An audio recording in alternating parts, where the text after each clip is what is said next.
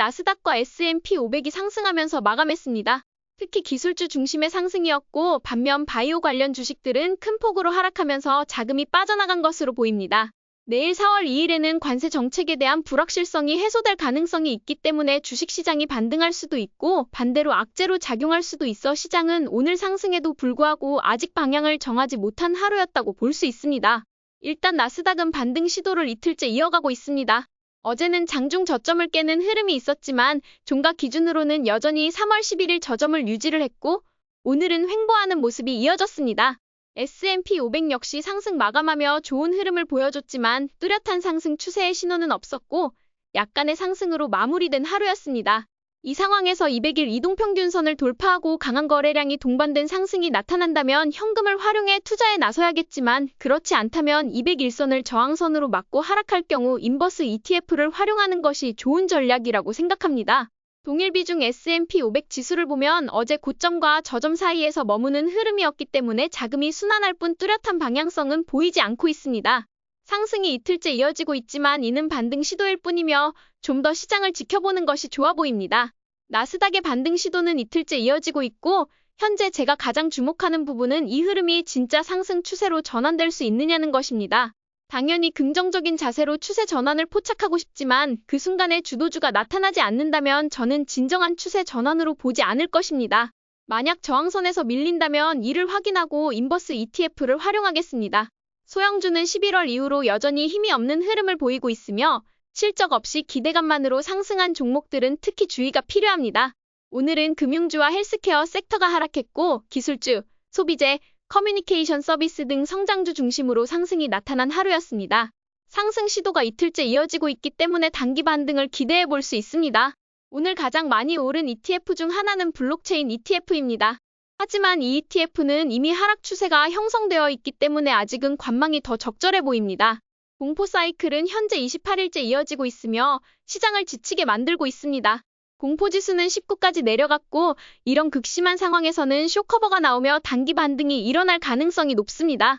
그러나 이를 진정한 상승이라고 받아들이기보다는 돌파 매수 실패 가능성을 고려해 신중히 접근해야 합니다. 10년물 금리는 지금 갈림길에 서 있습니다. 여기서 더 하락한다면 작년 7월처럼 금리 하락 추세가 형성될 수 있고 채권과 부동산 중심의 상승 흐름이 나올 수 있습니다. 따라서 이런 시기에는 채권과 부동산 관련 종목 중 단기 트레이딩이 가능한 기회를 탐색해보는 것이 좋다고 생각합니다. 금은 오늘 돌파를 멈추고 관망하는 흐름을 보이고 있습니다. 내일 시장이 성장주 중심으로 반응을 진행한다면 그동안 금으로 들어왔던 자금이 빠지며 추세가 끝날 수도 있지만 추세가 완전히 끝났다고 확인되기 전까지는 보유 관점을 유지하는 것이 좋아 보입니다. 금광 주식들은 금보다 더 큰 변동성을 보이지만 여전히 큰 움직임 없이 돌파 이후 흐름을 이어가는 중이라고 볼 수 있습니다. 비트코인은 오늘 3% 가까이 상승했지만 여전히 하락 추세에 있으며 뚜렷한 반전 신호는 보이지 않고 있습니다. 추세 추종 관점에서는 단기 이동평균선을 돌파하고 나서 51선을 넘어서기 전까지는 관망이 적절해 보입니다. 다른 방법으로는 여전히 공포 시그널이 유효하기 때문에 공포에 대한 분할 매수 전략이 가장 현명한 접근이라 생각합니다. 공포 사이클이 24일째 이어지고 있습니다. 2025년 4월 1일 기준으로 시장은 여전히 힘이 없는 상태이며 나스닥은 조정을 겪고 있고 S&P 500은 횡보하고 있습니다. 불확실성이 여전한 상황에서 내일 관세에 대한 뚜렷한 정책이 발표되고 그것이 확정된다면 불확실성이 해소되어 주식시장에는 호재가 될 수 있습니다.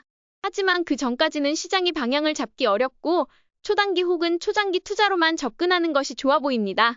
그렇기 때문에 여전히 적립식 투자는 주요 자산군이나 ETF를 통해서만 접근하는 게 좋아 보이고 추세 추종 관점에서는 여전히 0에서 20%의 주식 비중이 적절한 장세라고 할 수 있습니다.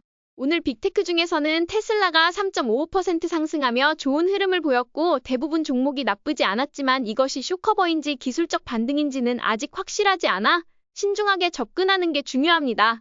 팔란티어는 오늘 상승을 이어가며 3월 저점을 깨지 않으려는 모습을 보여 리더 주식다운 흐름을 유지하고 있습니다. 넷플릭스는 21일 뒤 실적 발표를 앞두고 있는데 이제 곧 실적에 따른 기대감이 선반영되며 움직일 수 있습니다. 다만 실적 전에 옵션 해지로 인해 급락이 나올 가능성도 있으니 3월 중순에 형성된 저점을 지켜내는지 여부가 중요합니다. 메타는 오늘 200일 이동평균선을 회복했지만 여전히 하락 추세 안에 있기 때문에 관망이 적절해 보입니다. 애플은 201선을 이탈한 날의 고점을 저항선으로 삼아 횡보를 이어가고 있기 때문에 관망이 적절해 보입니다. 테슬라는 오늘 다시 한번 상승하며 돌파 시점을 지지선으로 삼으려는 흐름을 보였지만 여전히 큰 저항선 2개가 남아있어 중장기 스윙 트레이딩 관점에서는 관망이 적절해 보입니다. 아마존은 오늘 기술적 반등이 있었지만 하락 추세가 이어지고 있어 역시 관망이 적절해 보입니다. 브로드컴도 기술적 반등은 있었으나 201선을 이탈한 상태로 힘이 약해 보입니다.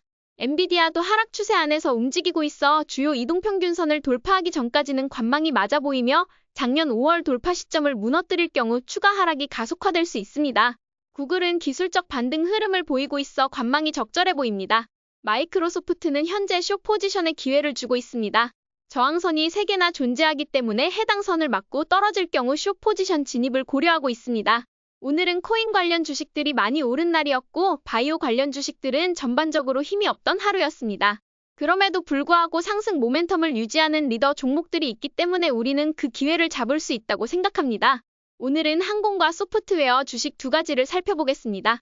작년에 몇 차례 언급했던 하우멧 에어로스페이스는 계단식 상승을 꾸준히 이어가고 있어 장기 리더주로서 시장을 이끌고 있다고 볼 수 있습니다. 또 다른 항공주인 GE 에어로스페이스도 오늘 상승 반전을 보여주며 상승 모멘텀을 이어가고 있습니다. 차트가 다소 복잡하여 추세를 잡기 어렵지만 여전히 흐름은 살아 있습니다. 소프트웨어 리더인 스포티파이는 3월 10일에 형성된 저점 아래로 가지 않으려는 모습을 보여주고 있고 도어대시 역시 비슷한 흐름을 보이고 있어 시장이 좋아질 경우 가장 먼저 반등할 가능성이 있는 종목이라고 생각합니다. 오늘 바이오 주식들이 전반적으로 크게 하락했지만 길리어드 사이언스는 버티고 있어 현재 바이오 섹터 내에서 리더 역할을 하고 있다고 판단됩니다. 제가 헤지펀드 매니저라면 이렇게 바이오 섹터가 모두 떨어지는 날 버티는 주식을 자산 분배 차원에서 투자할 것 같습니다. 10년물 금리가 더 낮아진다면 부동산 주식이 다시 추세를 형성할 수 있기 때문에 시니어 하우징 관련 종목인 웰타워도 주목할 필요가 있습니다. 유틸리티 주식들은 오늘 자금이 일부 빠졌지만 여전히 추세를 유지하고 있습니다. 오늘은 구독자 요청으로 작년 최고의 온라인 증권사였던 로빈후드를 분석해 보겠습니다. 언제나 그렇듯이 저에게는 로빈후드의 최근 뉴스나 호재, 악재는 크게 중요하지 않습니다. 가장 중요한 것은 내가 헤지펀드 매니저라면 과연 이 주식을 매수할 것인가를 기준으로 판단합니다. 그리고 두 번째로 실제 숫자에 기반한 매출과 주당 순이익의 변화를 살펴보며 마지막으로 기술적 분석을 통해 현재 상승 추세를 형성하고 있는지를 간단히 알아보겠습니다. 먼저 로빈후드는 온라인 브로커리지 증권사로 저도 대학생 때 많이 사용했지만 현재는 사용하지 않는 앱입니다. 굉장히 간편한 것이 장점이지만 자금 규모가 큰 고객일수록 로빈후드보다는 피델리티나 찰스 슈왑에서 제공하는 띵글스웸을 많이 사용하고 트레이더들은 인터랙티브 브로커스를 선호합니다. 그럼에도 불구하고 로빈후드는 거의 수수료 없이 주식 거래를 가능하게 만든 매우 혁신적인 기업입니다.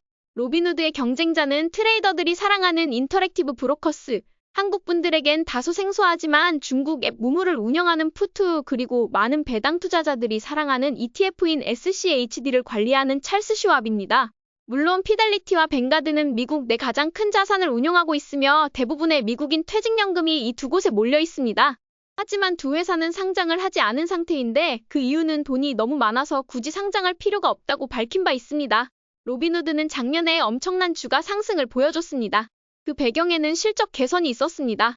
2024년에 발표된 2023년 실적을 기준으로 전년 대비 무려 279%의 주당 순이익 성장을 기록했고 이에 따라 주가는 크게 반응했습니다. 물론 올해는 그에 비하면 다소 부족한 32%의 EPS 성장률, 내년에는 19% 수준으로 예상되지만 여전히 나쁘지 않은 실적입니다. 특히 로빈후드가 코인베이스로부터 투자자들을 유입시키고 기존의 로빈후드를 기피하던 고소득자들을 유치하는 데 성공한다면 이 실적 전망은 언제든지 달라질 수 있습니다.